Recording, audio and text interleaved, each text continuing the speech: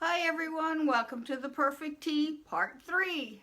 Last week we did the cutting out and we talked about fitting the shoulders and doing mostly fitting. Now what I did is I've sewn both of them, and if you remember I had to take some off of the sleeve cap. It was a little on the big side, and for this project you do not have to have a serger. In fact, I don't recommend that you use a serger making your first t-shirt or working with knits at first until you are sure of the pattern. Because the serger cuts off at like 3/8 of an inch if you're using a 4-thread serge. You can't take it out. I mean, you can let it in, but you can't take it out. So you want to be sure of your pattern's fit before you start using. And we'll talk about some stitches in a few minutes. But what I did, well, here's the one I did on the sewing machine. It does pop. Now this one has got an awful lot of stretch. This is a 4-way stretch knit, and it wants to go everywhere. So what I'm going to do is I'm going to stabilize this shoulder seam. I've done this, so notice it doesn't stretch at all. And what I've used is this stuff. You can use lots of different things. This is actually just some rayon ribbon. I like the rayon ribbon because it's very, very thin and doesn't add virtually no thickness to the seam at all. So I like this, and I've had it for years, and it's actually made for crocheting and knitting. You can also use clear elastic, which adds a little bit more bulk to the seam. You could also use selvages or grosgrain ribbon or any kind of ribbon. I just like this one because it's very, very thin. So we're going to show you what I've done as I've set up my serger for a 4-way, a 4-thread serge, which is 2 needles and 2 loopers. I'm not going to take the stitching out because I don't care if it pops now. I'm going to just leave that basting stitch in and just stitch right over it. I've set up my machine for a 4-thread serge. I have 2 needles, the left and the right needle. If you have a baby lock, my stitch length, which is right here, is at about 2, about 2 1/4. And my stitch length here is on A, or not stitch length, my essentially tensions, because baby locks don't have tension, so my stitch setting is on A. Differential feed is at neutral. What I did was I started one on a scrap piece. I also did testing. Test your seam, test it in both directions of the stretch, both vertical and the horizontal, to make sure that you don't get skip stitches. I'm just using the EL705 needle, which is the universal point needle that goes with these machines, with the 8-thread machines. If you have an Imagine or a 4-thread serger, like the Acclaim, I don't know, they keep changing the names, it makes me crazy. So anyway, if you have the 4-thread serger, then you can use any household needle. Now if you have one of those 4 threads, I'd probably switch to a stretch or a ballpoint needle. I stitched a leader and I started my ribbon through, so now it's caught in the needles. I am using an open toe foot so I can see what's going on. Here is what the normal foot looks like. Here. And you can use this if you don't have the open toe. I like the open toe because you've got a really up close and personal going on with what's going on underneath. Here you can't see through here. However, these have, I don't know if you can see these little nubs on the front of the serger, these little, I don't know, little raised bits. That means that is in front of the needle. So if I am using 2 needles, then I want to line up my seam with this 2nd needle from the right.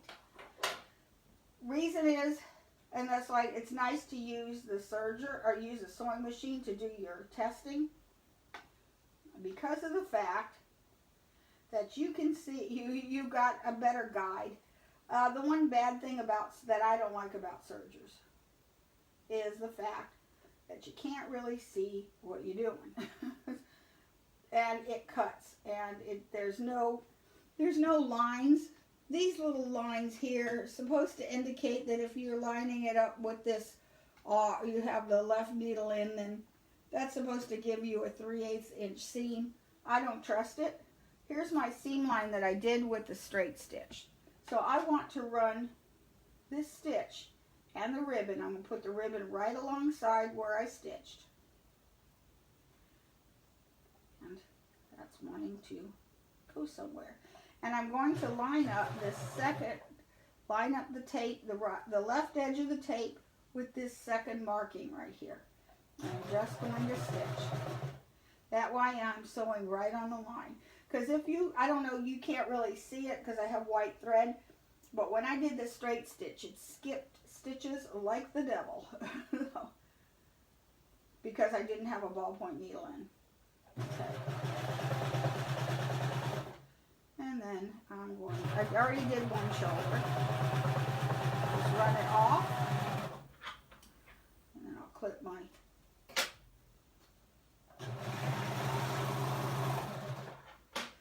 okay, so now this stitch is not stretchy, because the problem with them when they're a 4-way stretch is that sleeves can sort of slide down and that shoulder get bigger and bigger and wider every time you use it. And that's not a very pretty look. Okay, and then what you can do is you can press the seam, only I don't have the time to do it right now, press the seam towards the back of the shirt. Okay, and now we're going to go to the sewing machine because we're going to do the rest of this on the sewing machine. Most of the time I'm going to do all my sewing at first on the sewing machine, and then if everything fits in as well, then I go to the serger and I literally take wherever your stitching line is with this needle right here, run right over it with that needle, and now you've got a perfect fit. And if it pops, hey, who cares? You know, you've got a knit stitch under here. One thing I like about the serger, is see, it stretches. That's a lot of stretch, and that's what I didn't want to happen with the shoulder. The next thing that we want to do is the neckline. And so, if we can see this, I am going to put my shoulder seams together.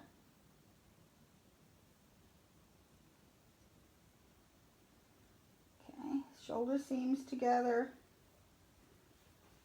And I'm going to actually fold this in half. This.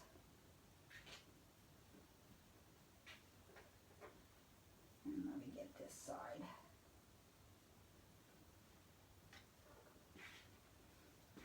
Let me get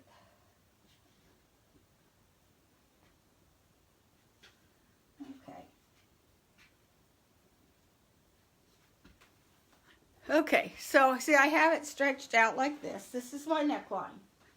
Then you want to take a tape measure, and we want to measure for the neckline. So we're going to, don't do this. That's inaccurate. We want to come this way.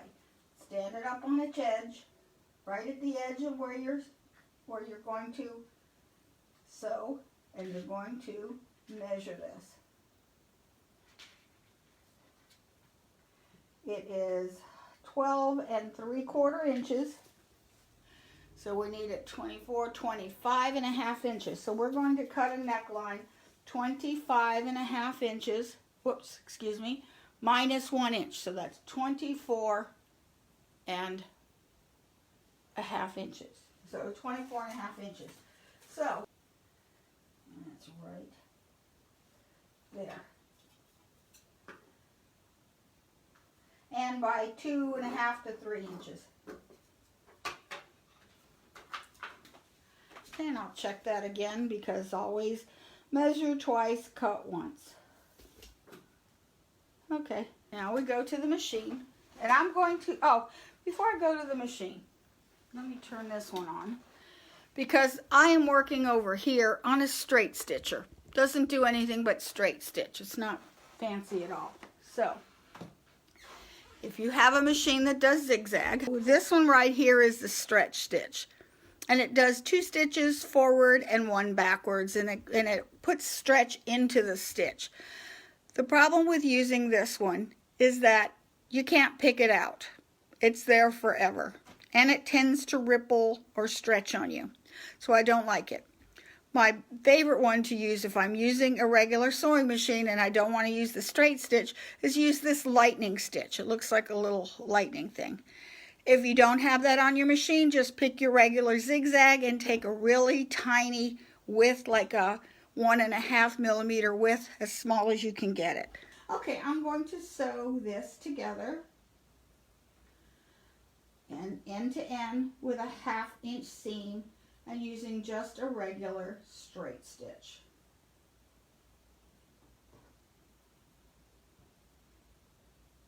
This is really slippery.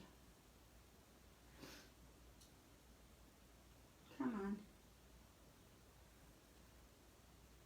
on. Okay.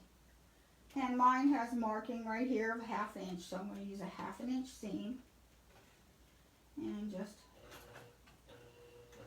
I'm not even going to back tack.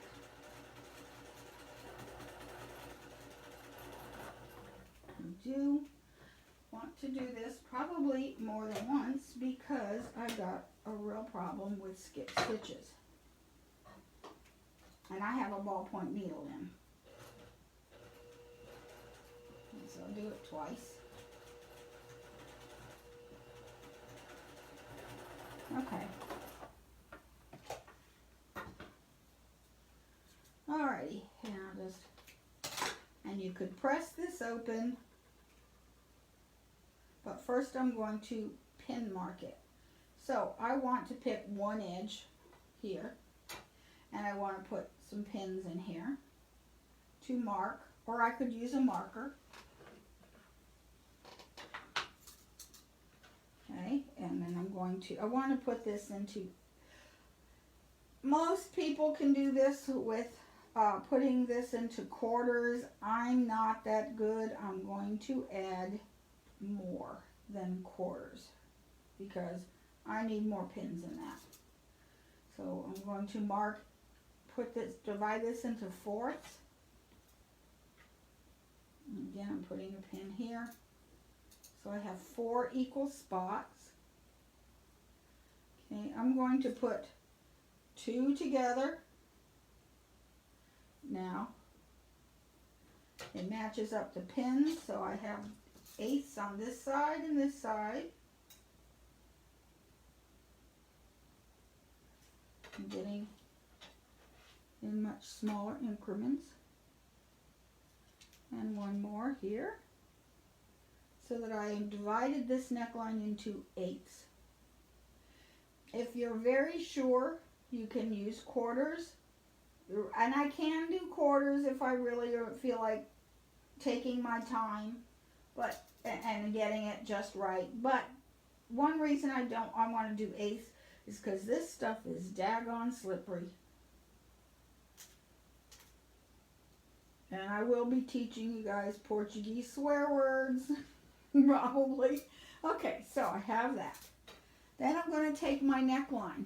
Okay, I already have it folded in half, so I have my center front and my center back. So I'm going to put a pin there. Not that pin. Pin's dull. Throw it away. Okay, center front, center back. Okay, I'm going to take it, open it this way, match my center front to my center back, not pull the neckline, just line up the edges, and then you've got to fold, so that's 4ths. Do that here on the other side, because I'll show you in a second. In quarters, you can't just assume that your neckline or the shoulder is we'll put that into a quarter, because here's my shoulder. It's way in front of the shoulder. Okay, and then I'm going to do, I want to mark these into eighths. There's one.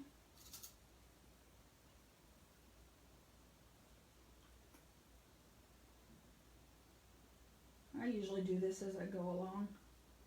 Okay, so I have my center back.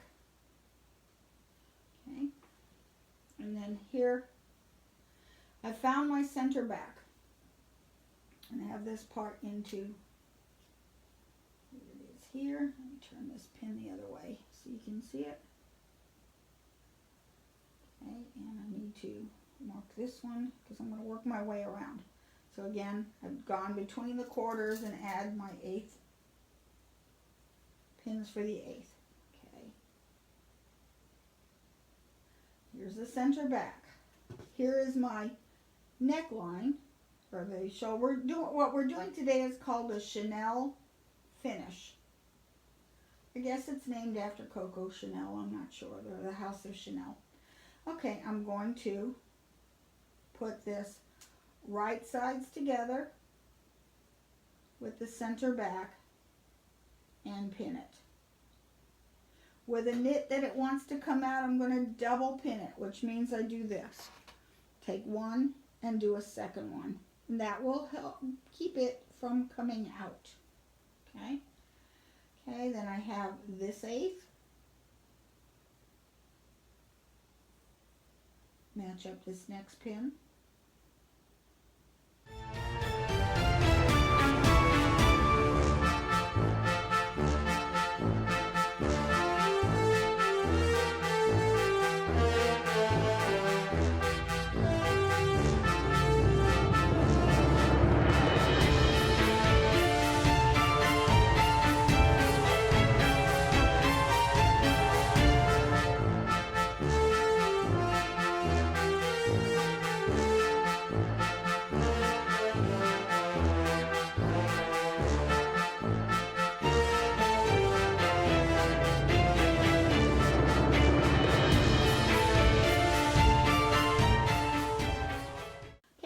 Take it to the machine.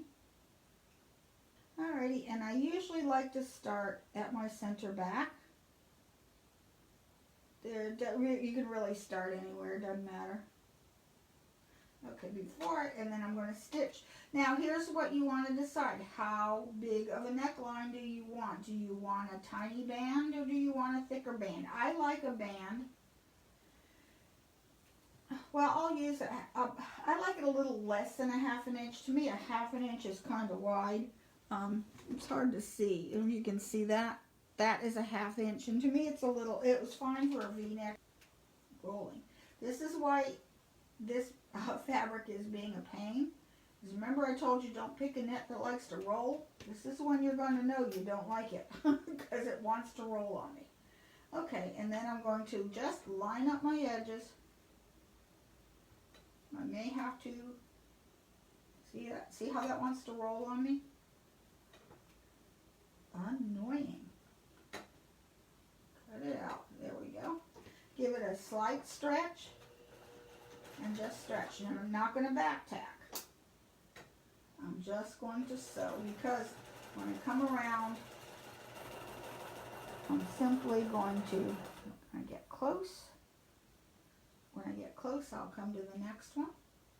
Give it a little bit of tug till I get to the pin. Take the pin out. And I'm working right sides together.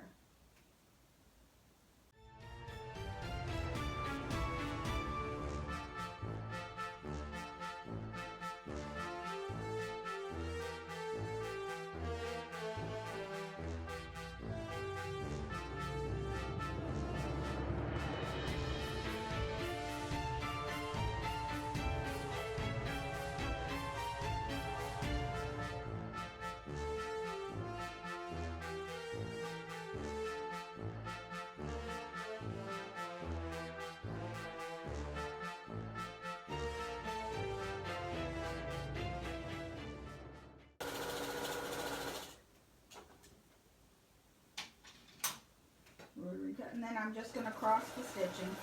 Don't have to back tack. Okay, so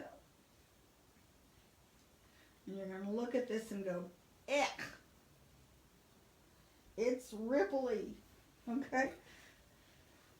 See, it looks all ripply. This is not to worry about it looks ripply. So now actually what we want to do is we want to press this into shape. Okay, I'll start at the back. And I'm going to just press it up.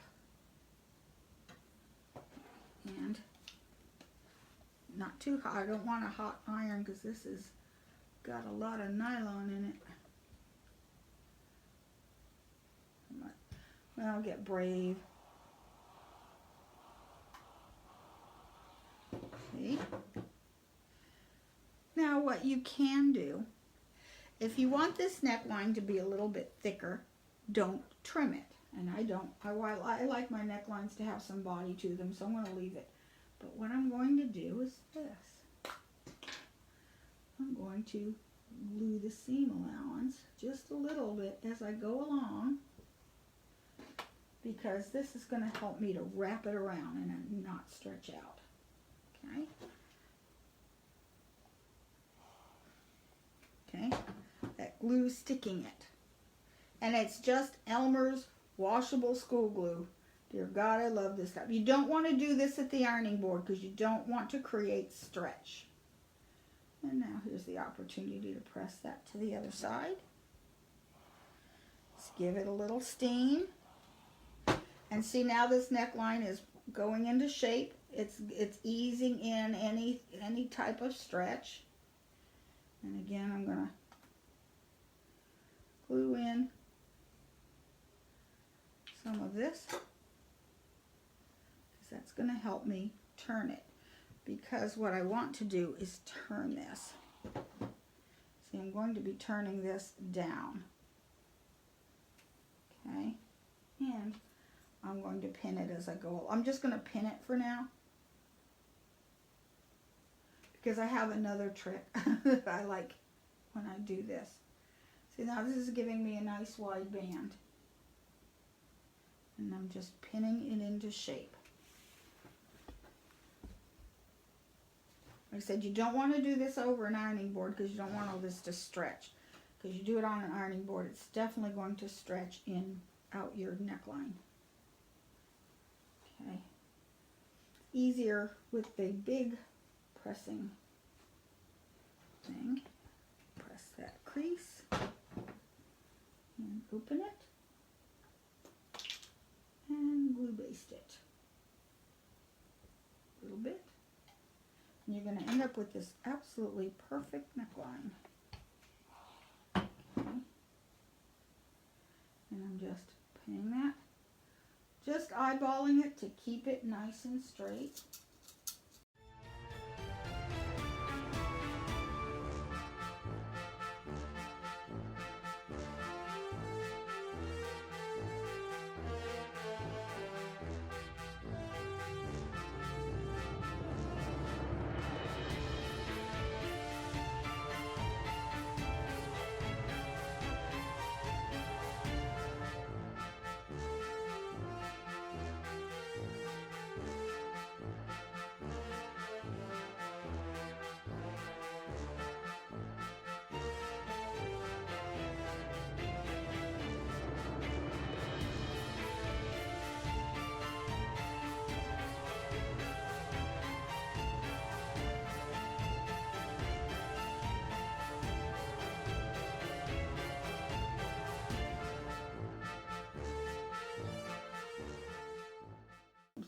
Okay, now, see on the inside I have way too much, and that's okay. I just want this to lay flat. Okay, so let me move this iron. Here's my secret. Now we're going to stitch in the ditch, which means I'm just wherever the two seams, where the seam comes together,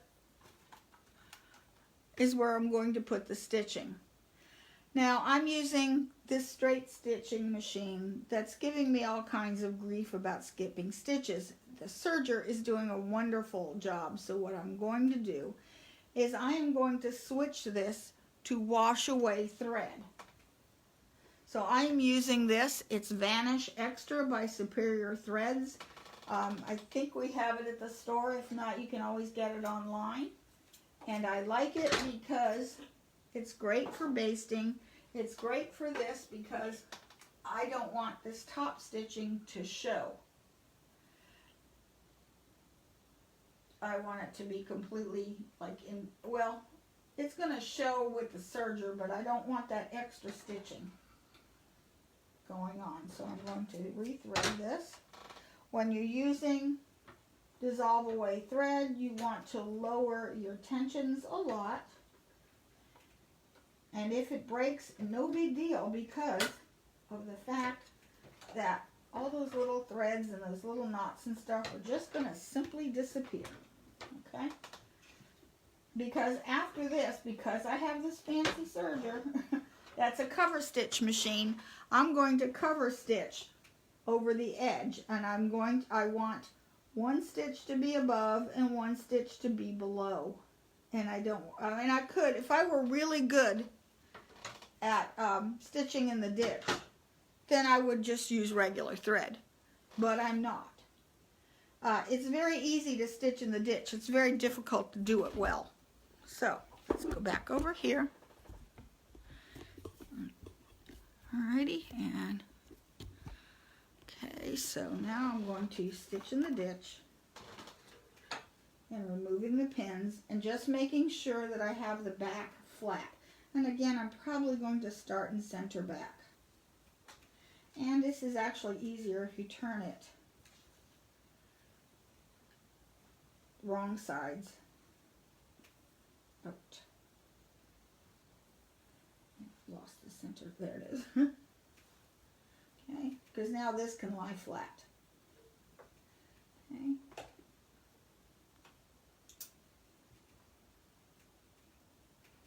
Because when you're stitching in the ditch, you want to catch the back and just the inside of the stitching. And I'm using the same stitch, but it's very hard to get it exactly perfect. And being that this is skipping stitches, I definitely want to go to the serger. Okay.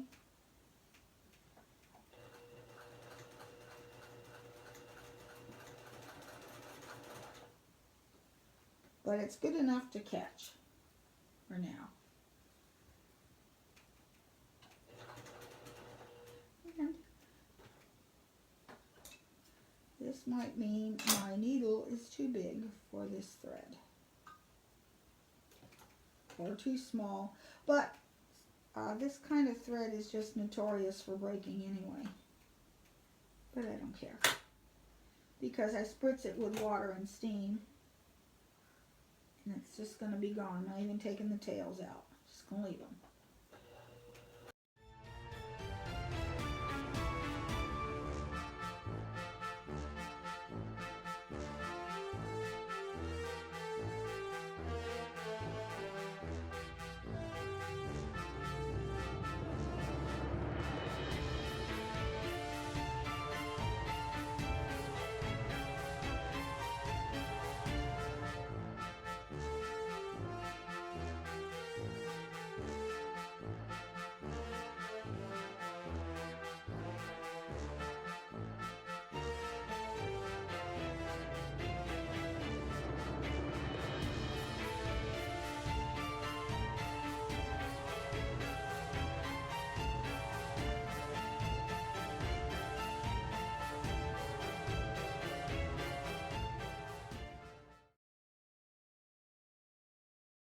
And see, what I would do, you could just, if I had decent thread in the machine actually not skipping stitches every 2 seconds, I could actually just trim this and this would be done. Just trim that off. It doesn't fray. So you could just keep right on going, then you just keep right on going. What I'm going to do is take this over, and I'll do this later. I don't have to do it. Well, I'll start it now because we won't get to the sleeves if I finish it. So what I'm going to do is I'm going to rethread my machine for a cover stitch, a narrow cover stitch, and I'm going to take one stitch in the ditch and one stitch above. So I'm going to use the narrow one, so it'll have a line going here, or show you with a pin, a line going here and a line going here. You could do this on your sewing machine with a twin needle as well. Just do a straight stitch with a twin needle, putting, let's say if this is your twin needle, because yeah, we're running out of time here. So you would stitch right here, one in the ditch, and you could do this all in one operation. You didn't have to do it in two. So if you had stitch it with a twin needle, you would have, as this was sewing, let's see, we were sewing, where were we? We were sewing this way. Okay, we were sewing it this way. That I would put one needle on the left side, like this, and I would take like a 2 millimeter wide or 3 millimeter wide. Let's see right here. And as I was stitching, I would catch the ditch with the leftmost needle, and the right would do a top stitch right on the top and seal the inside really nice. But we don't have time to do that today, so I will do it later. And I'll show you next week what it looks like. Okay, that way gives you a really nice neckline. See how pretty that neckline looks? And it hasn't been trimmed. Once it's trimmed away, like I said, if I didn't have a thread that's skipping stitches like there's no tomorrow, I wouldn't need to put it on the cover stitch. But I like things cover stitched anyway, because it makes the inside nice and finished. But before I do that, let's talk about the sleeve. Okay, with a t-shirt, it's easiest to put your sleeve on while the side seams are open. One hint for sleeves, especially short sleeves, because the next thing we're going to do is hem this, right? It's easy to me if you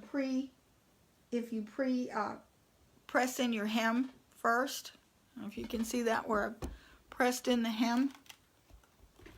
And I've done it from here to here and even glued it down. Because next week when we do the hemming, then I'll show you. In fact, we'll do the cover stitch on the neckline next week too. But I want to put this sleeve in, so next week we can do the side seams and start hemming it up.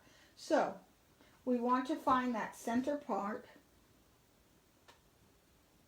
and you could even mark this while it's still on the cutting table where you're cutting out your pattern, and mark your center. Okay. Then I want to find my shoulder seam. And here is my shoulder seam. Okay, and here's the arm's eye part. I'm going to take this right sides together, and I am going to put the right side of the garment up. And it slides off the table. Okay. Here's Slinky. This reminds me of when I used to do costumes for skaters. Like, oh yeah, that was not fun. Ballroom dancing is just as bad too. This is the kind of, and I think that's where this is from. I have this fabric from them. Okay, I want them both going back. Okay, so here's the back. You just pin your cap here. Okay, you're going to pin at the side seam.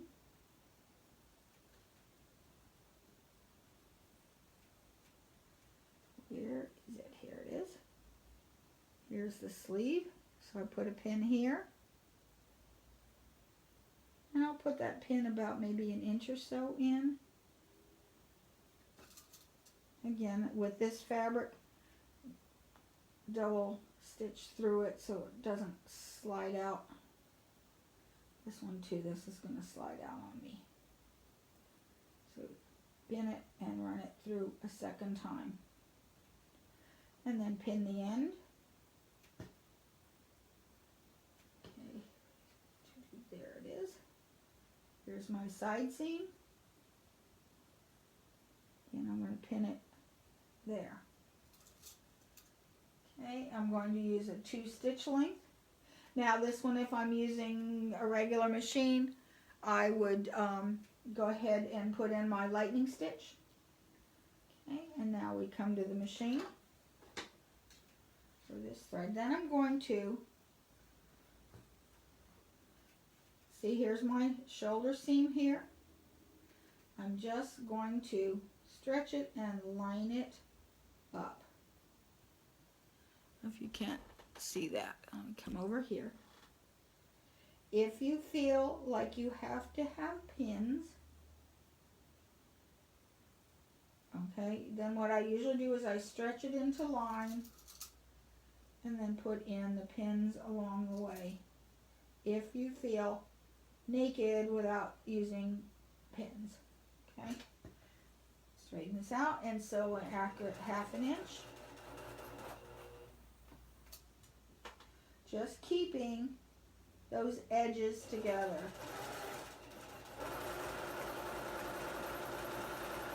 And just, I'll do the second half without the pins, and I'll show you it's going to turn out just as good. In fact, pinning that in made it worse. Okay, so I'm going to grab, and take your time. Keep these edges at a 1/2 inch. And take your time. Don't have to rest. This isn't a factory. We're not getting paid by the piece. like my mother could do this and like, whoom, because this is how you put a sleeve together on the commercial world. They almost never do a sleeve in the round. You know, when you're sewing it in. Now, I have my preferences. With a knit, I will do it open like this. And it's actually pretty much the same technique when you're doing it with a woven. However, a woven requires more easing in the cap of the sleeve. And therefore, okay, what I do is I go to stretch it till it's in the middle. Pinch the end. Pinch it in the middle. Okay, and then I guess, see, this is why you don't want to rolly fabric. Rolly fabric is being ugly. There.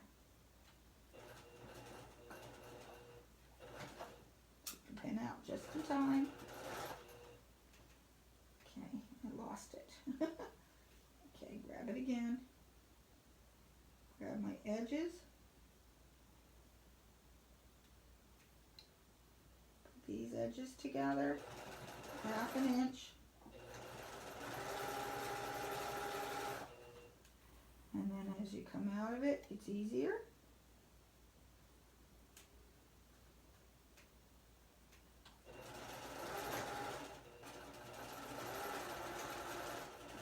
Again, I'm going to do like I did the last time. I'm going to take this to the serger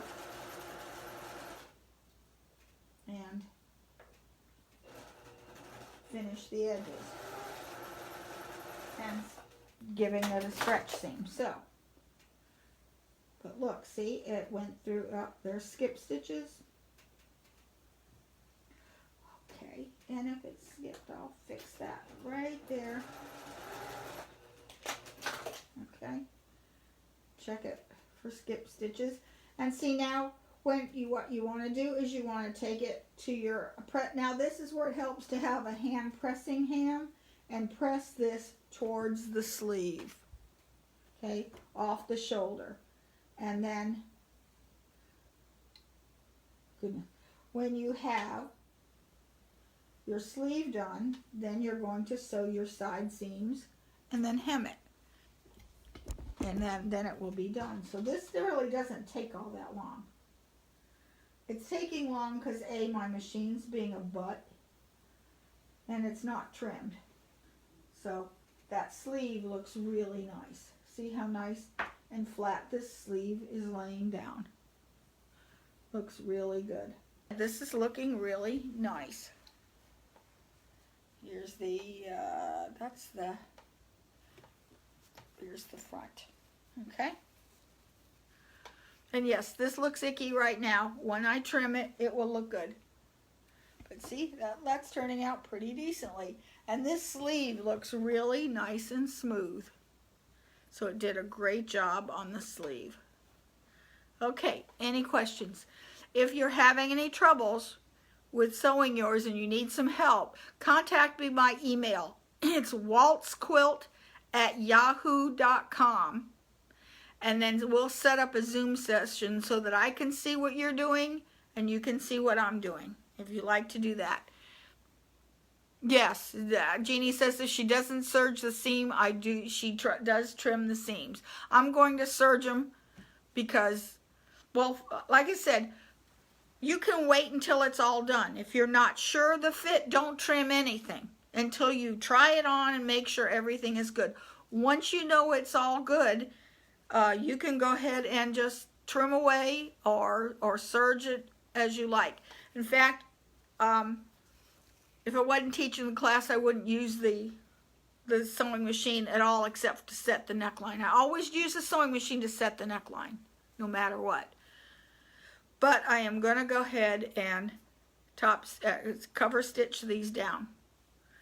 If you don't have a cover stitch machine with knits, you don't have to have one. You can use a double needle. Double needle will work just as well.